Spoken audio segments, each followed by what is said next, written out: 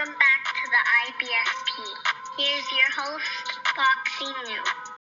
Ryan Garcia versus Gervonta Tank Davis prediction. And look, let's break it down honestly and objectively as possible. And the fight between Tank Davis and Ryan Garcia is a very interesting fight. And there's a lot of trash talk in between. So look, let's just break it down. And I want to tell you something straight off the bat. This is a fight that both guys can win. This is a winnable fight for both of these guys. Both of these guys have the power to knock out the other. I have zero doubt in that. I know these guys both have the power to send the other one to hell. So this is going to come down to who's able to execute their game plan on fight night. When you look at the keys to victory for Gervonta Tank Davis, you see there's three simple keys. The first key is movement.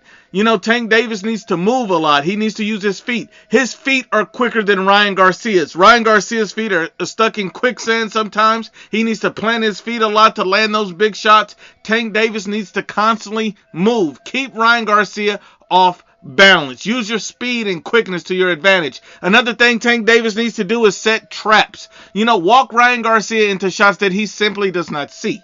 And that's something that he can do.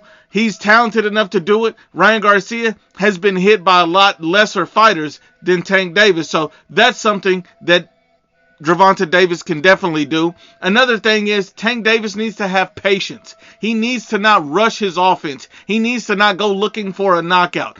Relax and let the fight come to you. If you do those three things, I believe Tank Davis will be victorious in this fight. But on the reverse end, when you look at Ryan Garcia, when you take a look at his keys to victory, his three are the jab. The jab is the most crucial key to Ryan Garcia's victory plan. Think about this. If Ryan Garcia is constantly laying a jab in Tank Davis' face, giving him no room to breathe, smothering him with that jab, Tank Davis is not able to get off those counters that he wants. Tank Davis is not able to set up those big shots that he wants. He simply nullifies his whole game plan. The jab is literally the key to victory. Another thing that Ryan Garcia needs to do is use the counter right hand. Tank Davis was open for it in the Rolly Romero fight. He's literally open for it in almost every fight. So that's something that Ryan Garcia really needs to focus on. Don't get too crazy about throwing that left hook. We understand, don't fall in love with that. Vary your shots, and I think the counter right hand is a great shot along with the jab to give you a lot of success. And the last key to victory for Ryan Garcia is head movement. You know, Ryan Garcia is not the most defensively proficient fighter. So what he needs to do is he needs to constantly keeping his head on a swivel, moving his head. Making your head a moving target is a lot much more difficult for Tank Davis to hit than a guy that's sitting there with his chin in the air the entire fight. Those are the keys to victory. Now, when I look at this fight, obviously, initially, I had this fight as a 50-50 fight. Initially. But a lot of things have happened to change my perspective on this being a 50-50 fight. And this is what's happened. Tank Davis has added a 10-pound rehydration clause and a 136-pound catch weight. That's going to significantly impact the fight in Tank Davis's favor. Another thing working in Tank Davis' favor is that Ryan Garcia has not weighed under 138 pounds in over 2 years. That's going to significantly impact the fight in Tank Davis' favor. Not only that, Ryan Garcia is coming off of a 9-month layoff with no tune-up. That's going to significantly impact the fight in Tank Davis' favor.